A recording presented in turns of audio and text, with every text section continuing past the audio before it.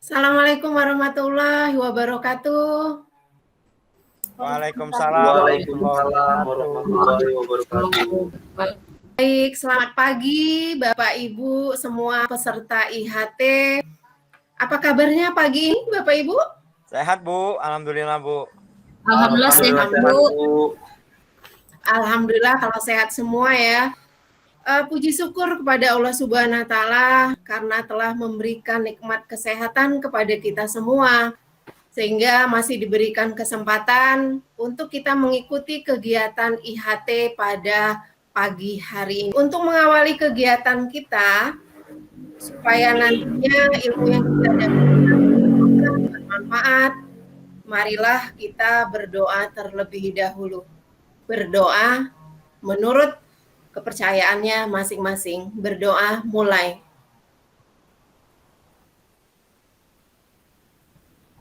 Berdoa selesai.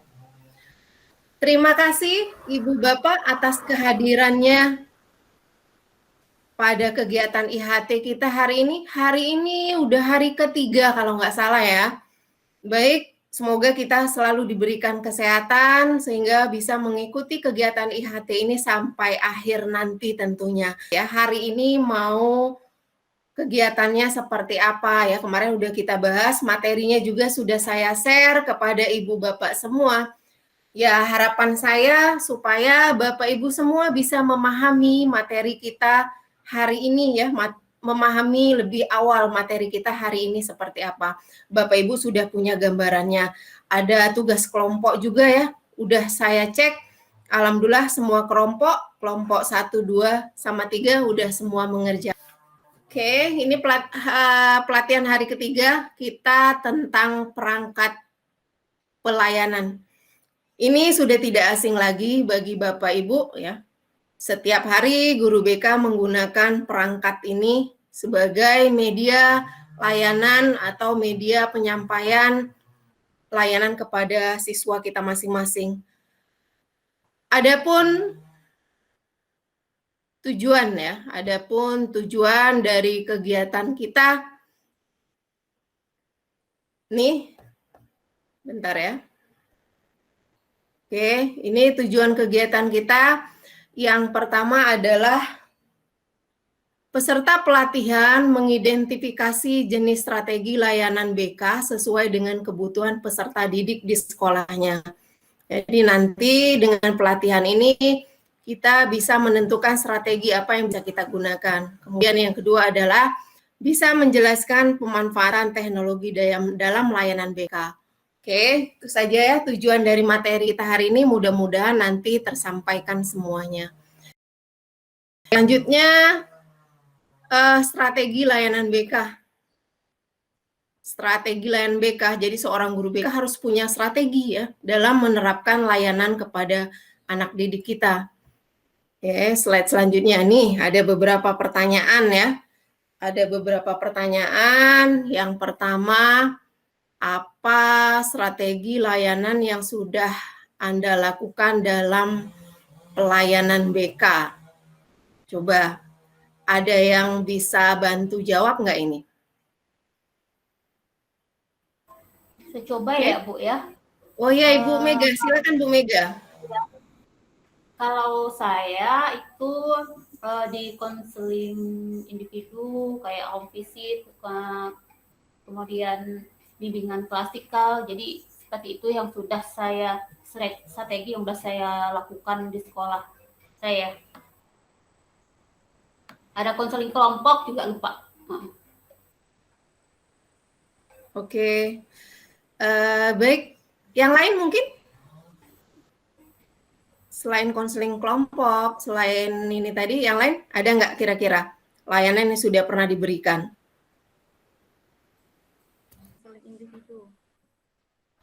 Suaranya kok kecil benar?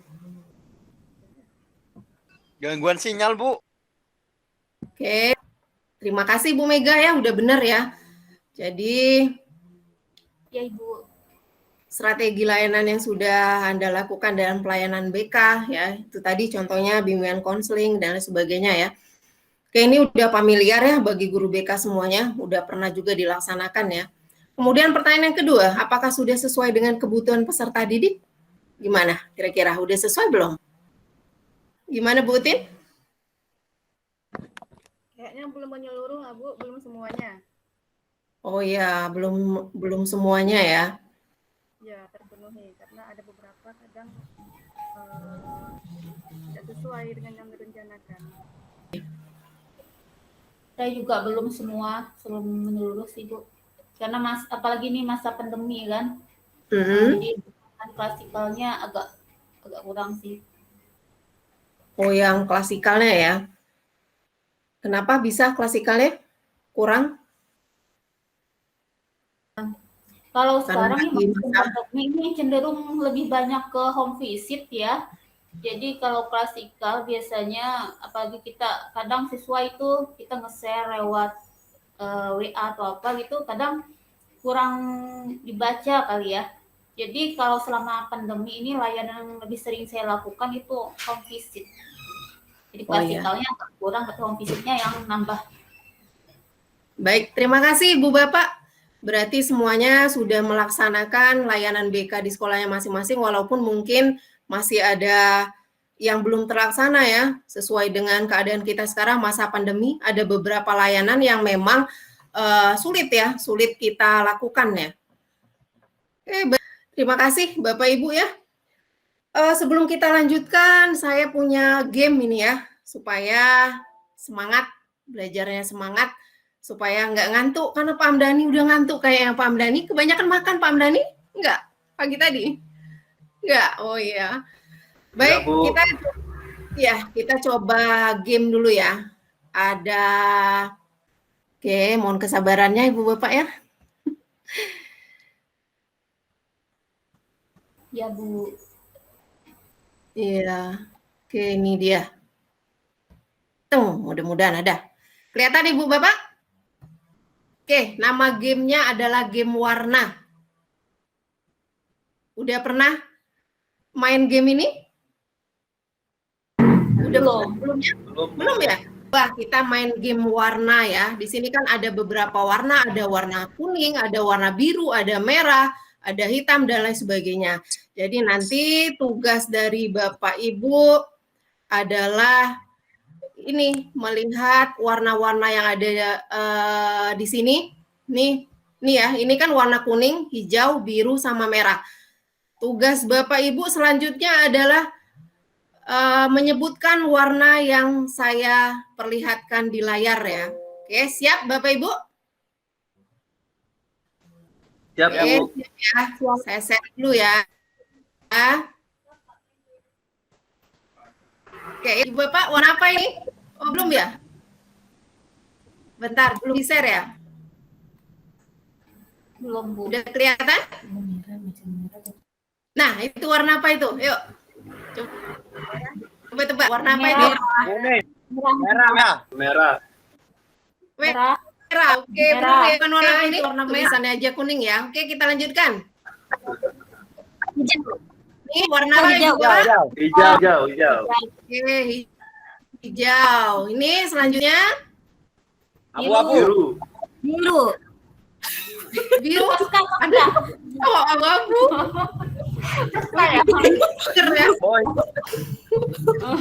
Oke, Mas, ini kan warna apa ini? Hijau apa ini? Ada yang hijau abu-abu tadi. Oke, baik Bapak Ibu.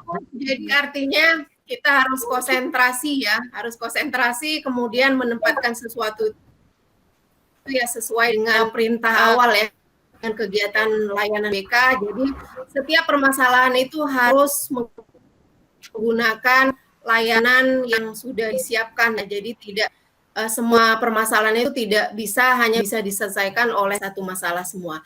Baik, Bapak Ibu, saya stop dulu. Kita kembali lagi ke materi kita ya. Kemarin kita ada tugas ya. Bentar. Tugas kelompok kita di mana kemarin ya? Oke, ini nih. Kelihatan di layarnya? Oke, Oke, ini tugas kelompok kita kemarin ya. Ini sudah saya download semua hasil kerja peserta IHT. Semuanya udah bagus, udah sesuai dengan yang diinginkan ya. Oke, ini mohon izin ya untuk meng-share tugas kelompok dari peserta IHT. Saya coba satu aja ya. Ini tugas kelompoknya punya Ibu Utin, Ibu Sri Megawati, Ibu Dia Pikawati, sama Ibu Cynthia.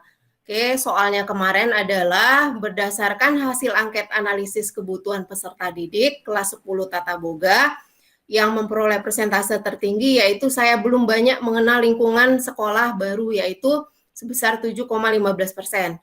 Jadi strategi apa yang bisa Bapak Ibu terapkan? Ini benar tugasnya kelompok Ibu Utin?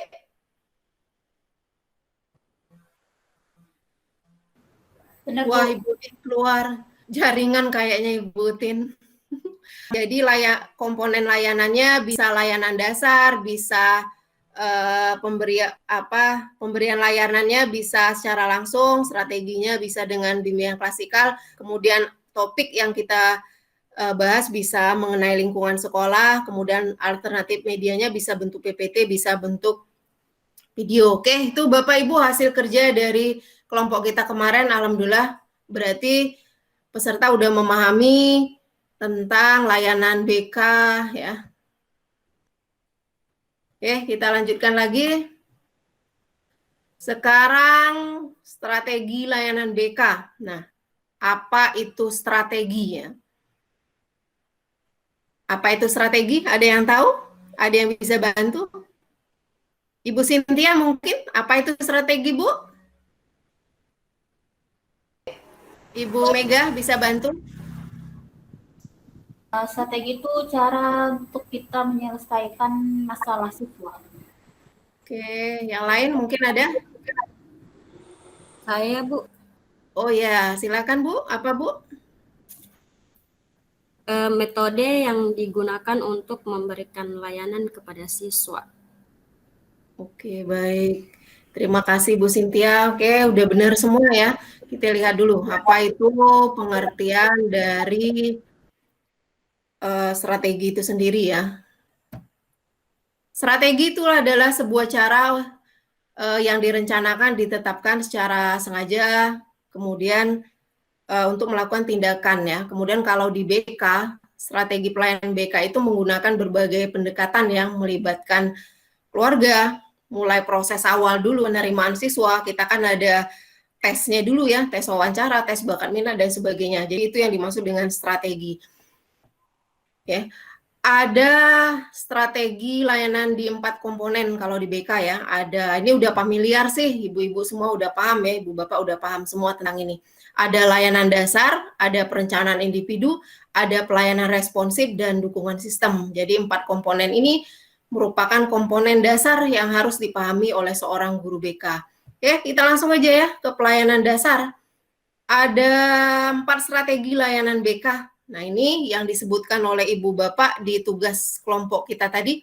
Ada bimbingan klasikal, ada bimbingan kelompok, ada kerjasama dengan orang tua, dan wali kelas. Ada apa itu bimbingan klasikal? Nah, ini udah biasa kita laksanakan ya.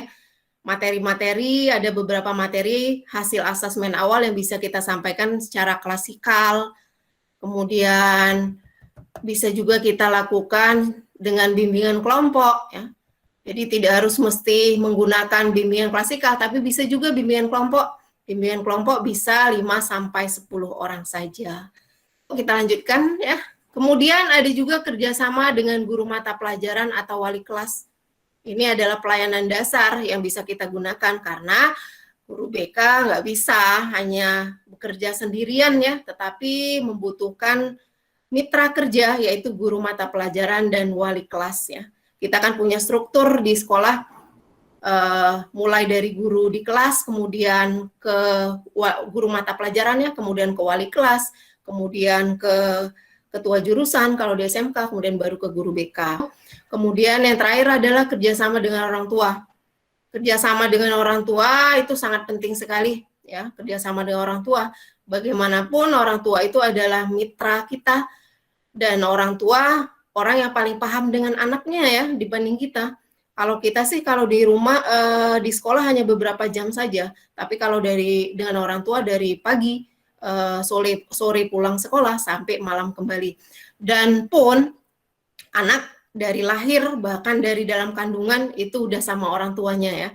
Jadi otomatis kita harus melibatkan orang tua ya supaya tahu karakter anak itu seperti apa. Ibu Bapak,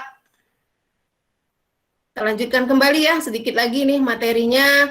Kemudian pelayanan responsif ya, responsif ini sering kita dengar ya. Pelayanan responsif ada konsultasi, ada konseling individu atau kelompok, ada referral, ada bimbingan teman sebaya. Oke, Bapak Ibu, rasanya tidak perlu terlalu saya jelaskan ya, karena ini sehari-hariannya memang sudah kita laksanakan secara bersama-sama ya. Di sini ada yang disebut dengan bimbingan teman sebaya. Kenapa bimbingan teman sebaya? Karena kalau anak-anak usia SMK itu anak-anak yang terkadang ada anak yang punya karakter, kan macam-macam ya karakternya. Ada yang punya karakter, kadang tidak mau membicarakan masalahnya kepada orang lain. Nah, kita butuh bimbingan teman sebaya. Biasanya anak-anak ini, apalagi anak-anak gadis ya, anak-anak perempuan itu suka sekali curhat sama temennya sendiri ya. Jadi bimbingan teman sebaya itu kita perlukan untuk proses layanan. Halo, gimana? Masih ada di kelas ini? Iya, Bu. Ya, Bu. Oke, terima kasih Bapak Ibu ya masih mendengarkan apa yang saya sampaikan. Ini udah biasa ya kita melaksanakan ini. Jadi ini di PPT-nya ada, silakan dibaca nanti. Ada komponen program, ada pelayanan dasar, perencanaan individual, pelayanan responsif, kemudian dukungan sistem. Nah, mengenai pelayanan responsif tadi, coba itu ada 4 tadi ya, ada 4 dan itu juga sudah masuk ke tugas kelompok yang kemarin dibuat oleh masing-masing. Jadi masalah itu bisa diselesaikan dengan pelayanan responsif juga. Baik, materi yang 2 tadi adalah tentang pemanfaatan teknologi. Mau tidak mau kita harus memanfaatkan teknologi, apalagi masa pandemi kayak gini. Kita nggak bisa tatap muka secara langsung, otomatis kita harus memanfaatkan semua teknologi, platform yang dipakai ya, yang baik yang disiapkan oleh pemerintah secara gratis itu harus kita manfaatkan semua selaku guru, bimbingan dan konseling. Ya, apa bentuk teknologi itu? Ya bisa pembuatan ini ya, Padlet ya, kayak Padlet Dream Wall untuk kelas 3, kayak harapan-harapan ya, harapan-harapan siswa itu dibuat dalam sebuah wadah ya. Ini contohnya, ini udah saya kasih contoh.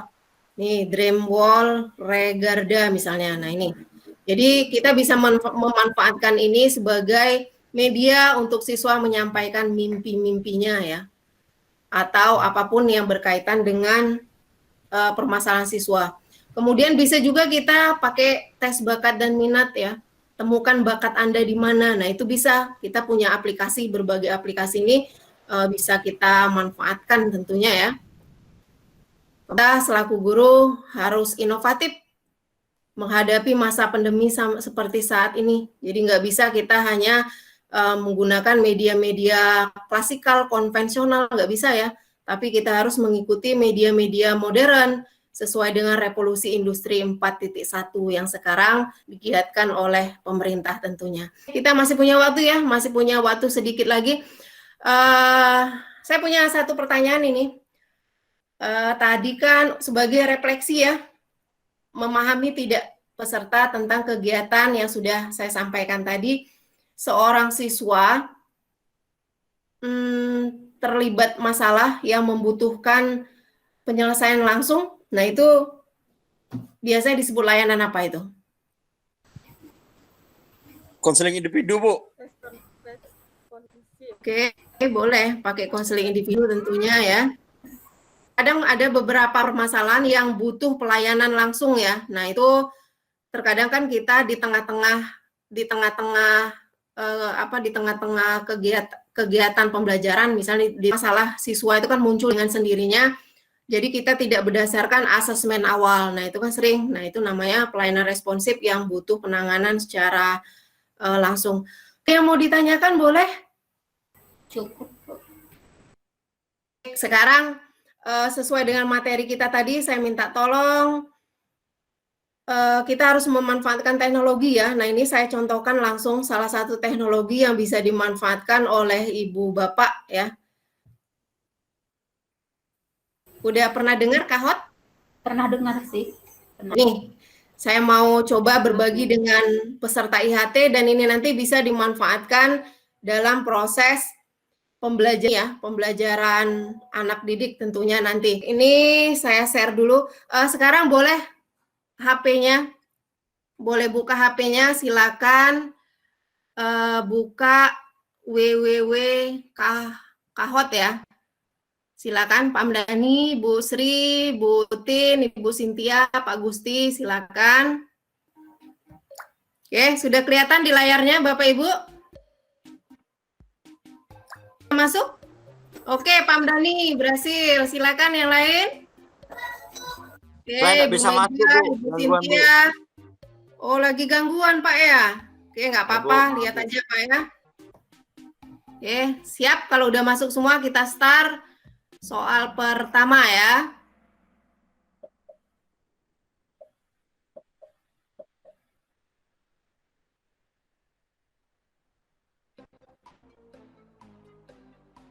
Oke, silakan.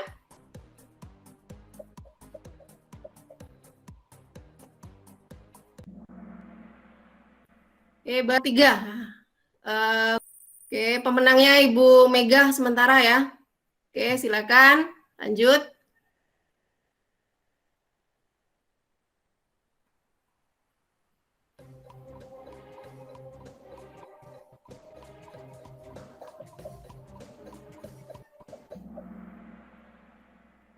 Oke, baik.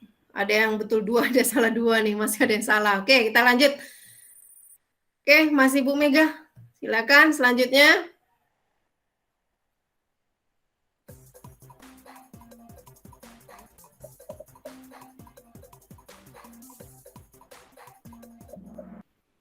Bu Tin, naik ke atas ya.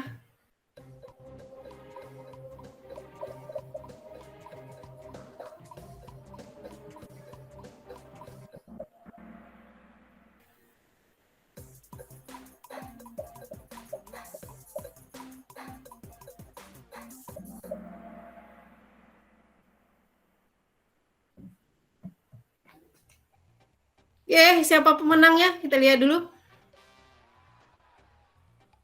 Oke, Pak Amdani nomor 3, Ibu Mega nomor 2. Pemenangnya, the winner adalah siapa dia? Ibu T.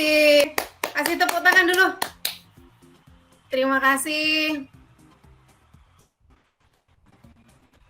Ternyata semuanya udah memahami tentang materi kita hari ini ya. Terbukti di kuis Kahot kita rata-rata semuanya udah bener. Kita stop dulu. Gimana permainnya tadi? Cukup menyenangkan? Menyenangkan, seru. Oke, seru ya. Ya, silakan nanti tugas-tugas kita untuk hari besoknya. Jadi PPT yang udah saya share silakan dipelajari, silakan dipahami supaya besok kita bisa mengikuti kegiatan IHT hari selanjutnya dengan semakin baik ya. Untuk memimpin doa pada hari ini, silakan Pak Amdani. Pak Amdani, nggak ada suaranya? Nggak ada suaranya katanya, Bu. Kenapa Pak Amdani? Bermasalah ya? Oke, Pak Gusti mungkin bisa bantu doa Pak Gusti, penutup terakhir. Halo, Pak Gusti? Oh, mungkin sinyalnya ya. Ibu Tin mungkin pimpin doanya. Ya, kedengaran. Ya baik, untuk mengakhiri kegiatan IHT kita pada hari ini, mari kita berdoa sesuai agama dan kepercayaan masing-masing. Bismillahirrahmanirrahim. Alhamdulillahirabbil alamin wassalatu wassalamu ala asrofil anbiya'i wal mursalin sayyidina Muhammadin wa ala alihi washabihi ajmain. Ya Allah, semoga kegiatan kami pada hari ini mendapat berkah dan bermanfaat bagi kami semua, dan berikanlah kesehatan kepada alamin. Amin. Terima kasih Bu Uti. Kita sampai ke penghujung kegiatan. Terima kasih atas kehadirannya Bapak Ibu, antusiasnya mengikuti pelatihan hari ini. Kita ketemu lagi besok hari ya. Terima kasih, silakan istirahat, silakan kerjakan tugas-tugasnya masing-masing. Wassalamualaikum warahmatullahi wabarakatuh. Waalaikumsalam. Terima kasih.